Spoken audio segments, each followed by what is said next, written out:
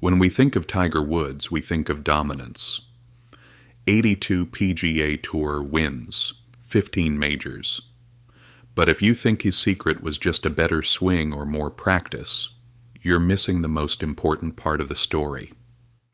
In 1997, Tiger didn't just win the Masters, he destroyed the field by 12 shots.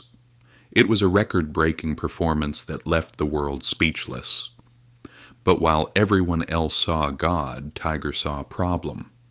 He went home, popped in the tape, and realized he had gotten away with murder. Today, we're going deep into the psychology of a champion.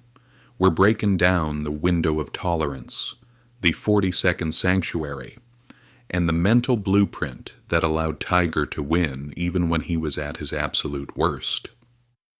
We're obsessed with the flow state, that in-the-zone feeling where everything is effortless. But here's the psychological trap. You can't count on flow. If you only compete when you're in flow, you undercut your capacity to win when conditions are tough. Tiger understood this better than anyone. After that 12-shot win, he knew his timing was impeccable but unsustainable. So he did the unthinkable. He rebuilt his swing from scratch.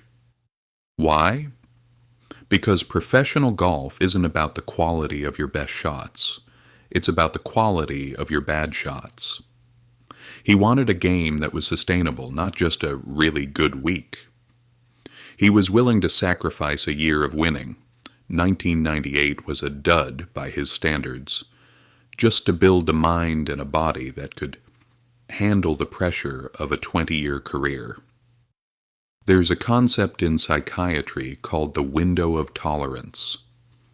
It's how our nervous system reacts to stress. When you're pushed out of your window, you either spiral into chaos or shut down. Tiger's window was massive. He didn't need to feel perfect to win. He won the 2008 U.S. Open on a broken leg.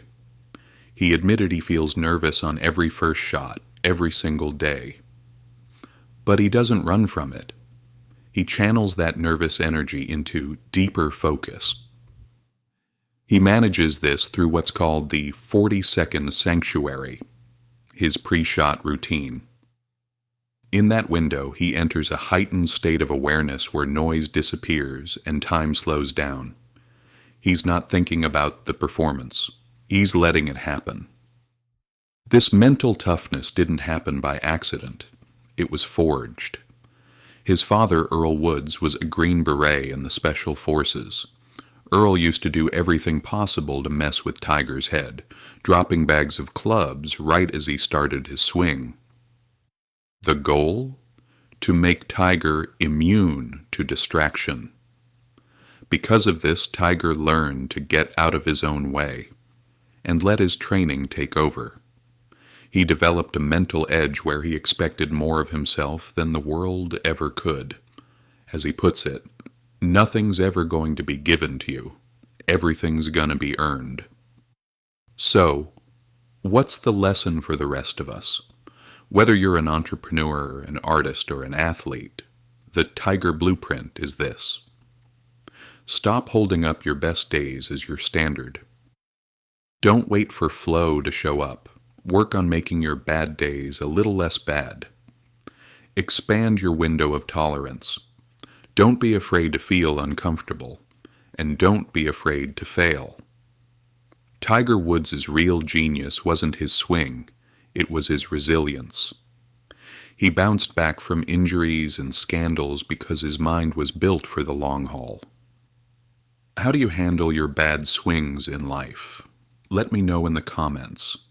And if you want more deep dives into the psychology of greatness, hit that subscribe button. I'll see you in the next one.